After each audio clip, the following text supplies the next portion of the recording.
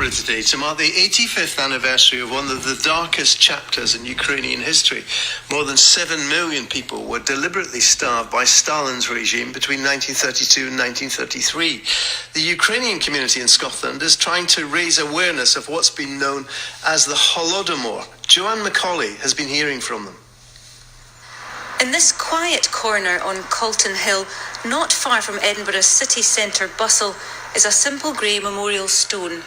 It's been erected by the Ukrainian community in Edinburgh and says, "We remember best when we remember together," and it's dedicated to the millions of children, women and men who starved to death under a brutal regime.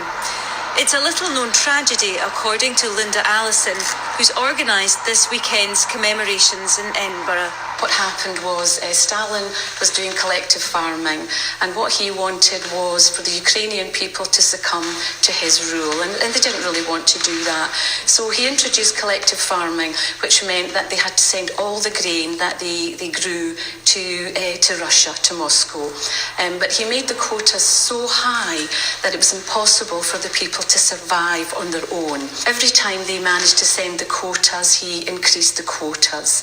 He made it really hard for people to move in and out of the area where they were born so they could get food from other communities. It's estimated that more than 7 million people died from starvation. But it wasn't because the harvest had failed. This was a country which produced plenty of food. Ukraine is called the breadbasket of Europe. Ukraine has the best soil, the richest soil. It has brilliant harvests.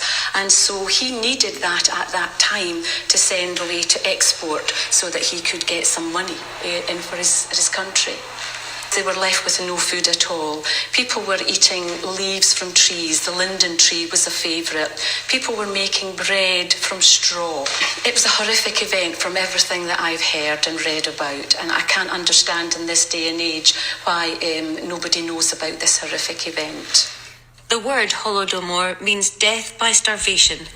An exhibition at the Ukrainian Centre in Edinburgh tells the story of these deadly 18 months. These are quotes from survivors who describe the dreadful conditions. The famine was a malicious, intentional act. In this village alone, 780 people died, almost the entire village. Starting late at night, we had to queue for bread that tasted like sawdust. Mum took her and Dad's golden wedding rings to the stores, receiving several kilos of flour for them. They went from house to house, confiscating land, potatoes, wheat. They took all the embroidered shirts to eradicate any national spirit in the household. The Ukrainian consul in Edinburgh is Andriy Kusly, who is very grateful to the Scottish people for highlighting an important chapter in his country's past. The international conference will be held in Kiev, and the conference has the name Ukraine Remembers, the world recognizes. In November 2006, the Ukrainian parliament recognized the famine as a genocide. British journalists did see the horrors of the Holodomor at the time, but Linda Allison says they were prevented from publishing because Britain didn't want to upset Stalin. Now she wants the Holodomor to be given the same recognition as other genocides.